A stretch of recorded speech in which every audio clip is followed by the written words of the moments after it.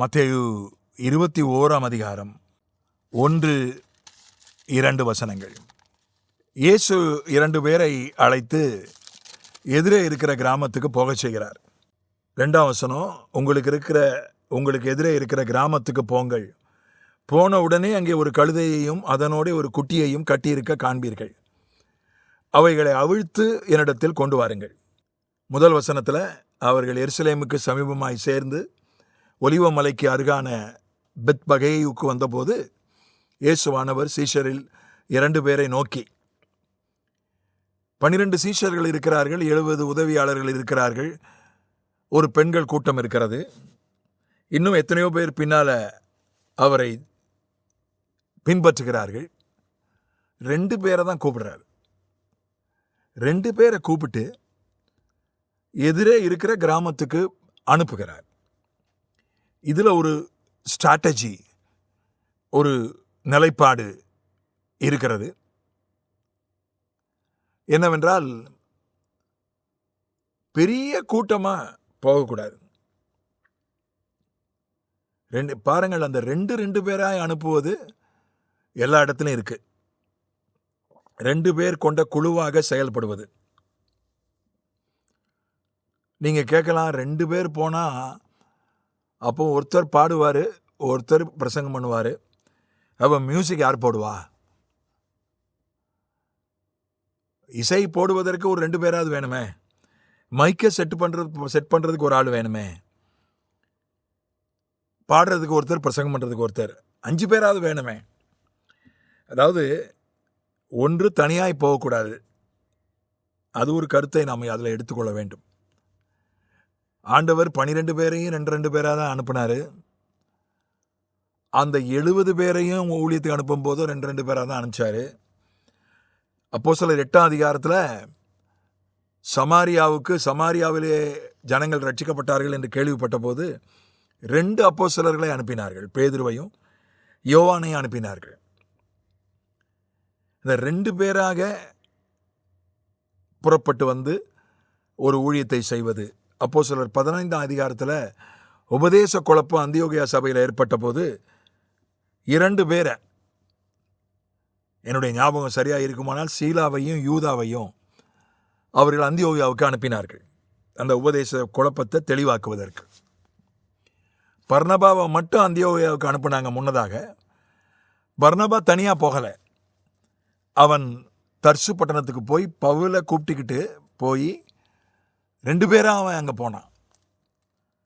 ஆகவே ஊழியத்திற்கென்று போகும்போது தனியாய் போவதை விட, அங்கே ஒருத்தர் ஏற்கனவே இருக்கிறார் என்றால், இப்போ என்னை ஒரு விசேஷ கூட்டத்துக்கு கூப்பிடுறாங்க, அங்கே ஒரு பாஸ்டர் இருக்கிறார், அந்த கூட்டம் நடக்கிற இடத்துல ஒரு பாஸ்டர் இருக்கிறார், ஒரு ஊழியக்காரர் இருக்கிறார். இப்போ அவரோடு சேர்ந்து 2 பேராக நாங்கள் ஊழியம் செய்கிறோம். அங்கே யாராவது வந்து அவர் ஒரு வேளை பாட்டு நடத்துவார். சில நேரங்களில் 2 பேராக போகிறோம். அதனுடைய இந்த 2 பேர் என்பதில் நாம் கற்றுக்கொள்ள வேண்டிய விஷயம், தனியாக போகக்கூடாது அல்லது தனியாக ஊழியம் செய்யக்கூடாது. 2வது, தேவைக்கு அதிகமான ஆட்கள் ஊழியத்துக்கு போகக்கூடாது. ஒரு கிராமம், அந்த கிராமத்தில் 2 வேனில் வந்து இறங்குறாங்க ஜனங்க. அந்த கிராமத்திலே ஒரு 50 பேர் தான் இருப்பாங்க. ஏன்னா அது ஒரு சின்ன கிராமம். பலர் வெளியூருக்கு போய்விட்டார்கள், படிக்கிறதுக்கு போயிட்டாங்க, வேலை பார்க்குறதுக்கு போயிட்டாங்க, கல்யாணம் ஆகி போயிட்டாங்க. வயசானவங்க ஒரு சிலர் 50 பேர் தான் அந்த கிராமத்தில் இருக்காங்க. அந்த கிராமத்தில் 2 வேன் நிறைய ஒரு 30 பேர் வந்து இறங்குறாங்க. எதுக்கு? சுவிசேஷ ஊழியம் பண்ண, கைப்பிரதி கொடுக்க. 50 பேர் இருக்கிற கிராமத்தில் 30 பேர் வந்து இறங்கின உடனே அந்த கிராமமே வந்து வேடிக்கை பார்த்துச்சு. என்னடா 2 வேன் நிறைய, ஏதோ கல்யாண வீடோ? கல்யாணம் கிடையாது. அப்போ 2 வேன் நிறைய வந்திருக்காங்கன்னா ஏதோ பிரச்சனையா? ஏன்னா அவங்களுக்குள்ள ஒரு பயம், குழப்பம் ஏற்பட்டது. அதில் ஒருத்தன், அப்புறம் இவங்க ஊழியம் செய்ய வந்திருக்காங்கன்னு அவங்களுக்கு தெரிஞ்சு போச்சு. அந்த கிராமத்தில் இருக்கிறவங்க கிறிஸ்துவர் அல்லாதவர்கள். அதில் ஒருத்தர் போலீஸ்க்கு ஃபோன் பண்ணிட்டாரு, மதம் மாற்ற வந்திருக்காங்க. போலீஸ்காரு வந்தார். வந்து அவங்க மேலே கேஸ் போட முடியல. ஏன்னா ஏன் வந்தீங்கன்னு கேட்க முடியாது, சட்டப்படி அவங்க வரலாம். கைப்பிரதி கொடுக்காதீங்கன்னு சொல்ல முடியாது, அதுவும் சட்டவிரோதமானது அல்ல. போலீஸ் என்ன பண்ணிச்சுன்னா, ஒரு வேனில் எத்தனை பேர் ஏறலாம், வேனில் 12 பேர் தான் ஏறலாம், 15 பேர் ஏறி இருக்கிறாங்க. அந்த வேன் மேலே கேஸ் போட்டு போக்குவரத்து விதியை மீறிவிட்டார்கள், அளவுக்கு அதிகமாய் பயணிகளை ஏற்றிவிட்டார்கள்னு 2 வேன் மேலேயும் கேஸ் போட்டு வேன் டிரைவரை அதட்டி, இங்கேருந்து நீங்கள் கிளம்புங்கன்னு அவர்களை அதட்டினதுனால, கேஸ் போட்டதுனால அவங்க கிளம்பி போயிட்டாங்க. இப்போ அதே கிராமத்துக்கு 2 பேர் போயிருந்தா அல்லது 3 பேர் போயிருந்தா எப்படி ஆகிருக்கும்? ஒரு கார்லேயோ அல்லது ஒரு 2 மோட்டர் பைக்லேயோ போயிருந்தா இப்படிப்பட்ட ஒரு பிரச்சனை வந்திருக்காது.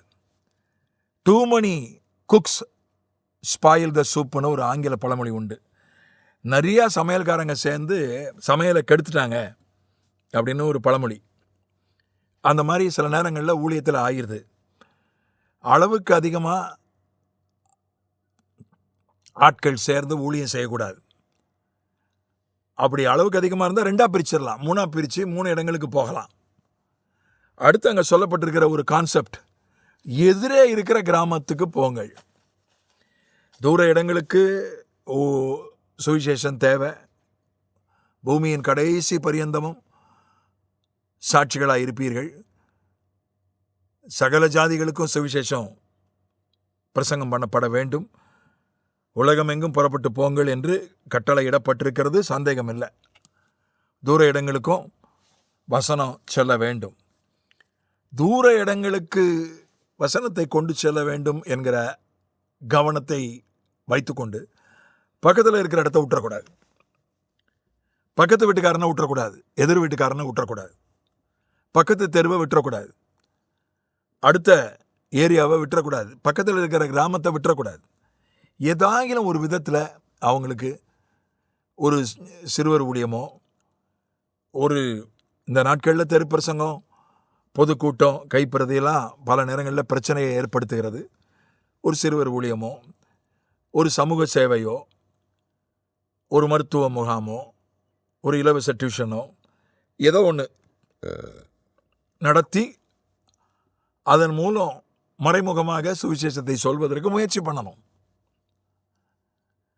பக்கத்தில் இருக்கிற கிராமம், பக்கத்தில் இருக்கிற பகுதி, அதை எப்போதும் விட்டுறக்கூடாது. இந்த 2 ஃபார்முலாவை இங்கே ஆண்டவர் சொல்லிக் கொடுக்கிறதை பார்க்கிறோம். அதை கற்றுக்கொள்வோம், வெற்றி பெறுவோம். ஆமென்.